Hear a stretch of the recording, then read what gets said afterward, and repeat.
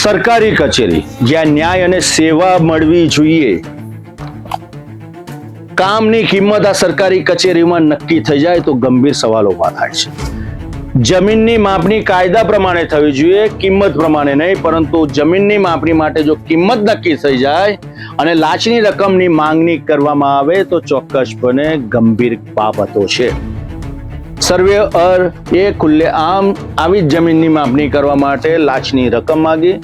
પ્રથમ હપ્તો જેવો તેના હાથમાં આવ્યો એની સાથે જ આ સર્વેયર એસીબીના છટકામાં ઝડપાઈ ગયો.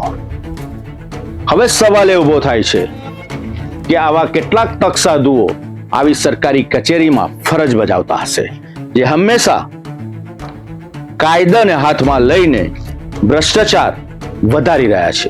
આવી ઘટનાઓ સરકારી કચેરીમાં કેમ નથી અટકતી તેની સામે પણ ગંભીર સવાલ છે. આવા લોકોને કાયમી ધોરણે બરતરફ કરવા જોઈએ.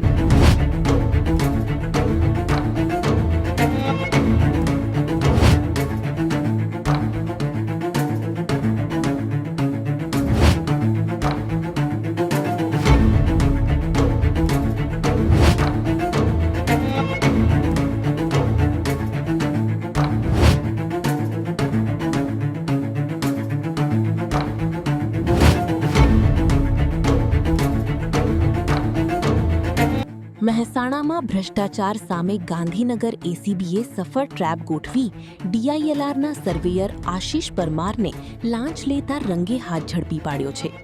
આરોપ છે કે ફરિયાદીની જમીનની માપણી અને નકશો તૈયાર કરી આપવા બદલ કુલ 1,90,000 રૂપિયાની લાંચ માંગવામાં આવી હતી.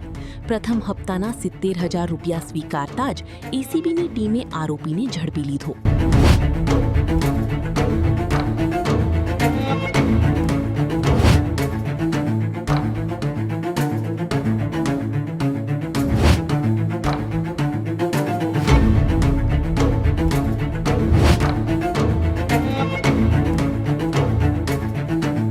સરકારી કચેરીમાં લોકો કામની આશા લઈને પહોંચે છે, પરંતુ મહેસાણામાં એક અરજદારને પોતાના કામ માટે કથિત રીતે લાંચની માંગણીનો સામનો કરવો પડ્યો.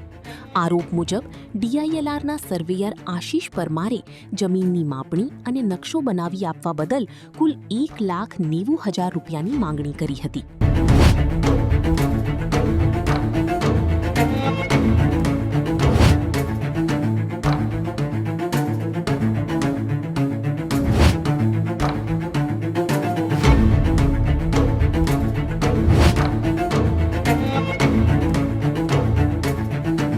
ફરી એક વખત આ ઘટનામાં ઉજાગર થાય છે કે ફરિયાદી લાંચ આપવા માંગતો ન હતો.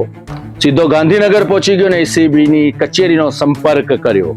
ત્યારબાદ વોચમાં ગોઠવાઈ ગઈ એસીબીની ટીમ અને સર્વેયરે જ્યારે 70,000 રૂપિયાનો લાંચનો પ્રથમ હપ્તો સ્વીકાર્યો, તુરંત જ તેને દબોચી લીધો.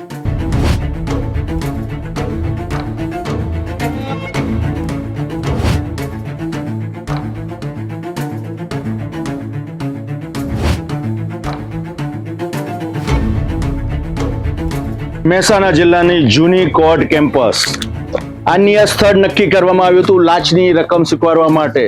સર્વેયર પહોંચી ગયો અને ફરિયાદી પાસેથી પ્રથમ હપ્તો એટલે કે 70,000 રૂપિયાની માતબર રકમ તેને સ્વીકારી.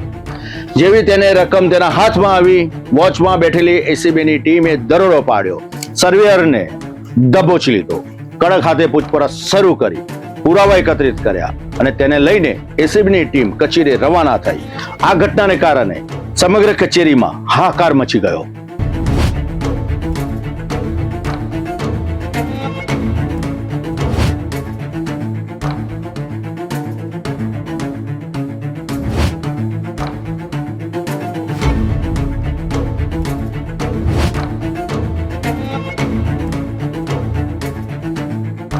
એસીબી આરોપી સામે ભ્રષ્ટાચાર નિવારણ અધિનિયમ હેઠળ ગુનો નોંધી આગળની કાયદેસરની કાર્યવાહી કરી રહી છે. સાથે જ સમગ્ર મામલે વધુ તપાસ પણ હાથ ધરવામાં આવી છે કે આ પ્રકારની ગેરરીતિમાં અન્ય કોઈની સંડોવણી છે કે નહીં.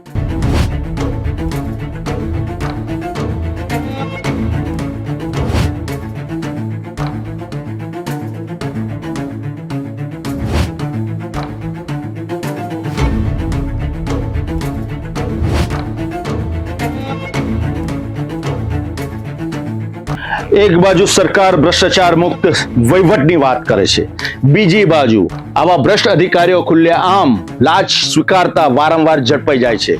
આવી ઘટનાઓ અટકતી નથી. એટલે એક વાત સુપેર અને ચોક્કસ છે કે હજુ પણ સરકારી કચેરીની અંદર આવા તકસદુઓ ઘર કરી ચૂક્યા છે. બિંદાસ કાયદાના ડર વગર તેઓ લાંચની માંગ કરે છે. સરકાર એક્શનમાં છે, સુપેરે કામ કરી રહી છે, એસીબીની ટીમ દરોડા પાડીને આવા લોકોને દબોચી રહી છે. પરંતુ હજુ કડક હાથે કાર્યવાહી થવી જોઈએ જેથી આવી ઘટનાઓ અટકી શકે. સામાન્ય માણસનું શું? કેવી રીતના આટલા માતબર રૂપિયા આપશે?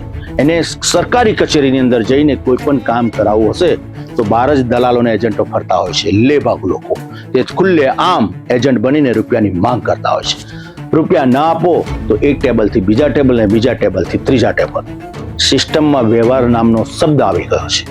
વ્યવહાર કરશો તો કામ થશે એવું લોકો સારી રીતના સમજી રહ્યા છે. પરંતુ જે લાંચની રકમ આપવા નથી માંગતા એસીબીની ટીમનો સંપર્ક કરીને આવા તકસાદોને ઝડપી પાડે છે. કાયમી ધોરણે આ બધી દૂર થવી જોઈએ, કેમ કે ઉદયની જેમ આવા ભ્રષ્ટ અધિકારીઓ સિસ્ટમને કોરી ખાઈ રહ્યા છે. સરકારે હજી કડક હાથે પગલાં લેવા જોઈએ જેથી કરીને આવી ઘટનાઓ અટકી શકે, કેમ કે સામાન્ય માણસ જ હંમેશા પીડાતો હોય છે.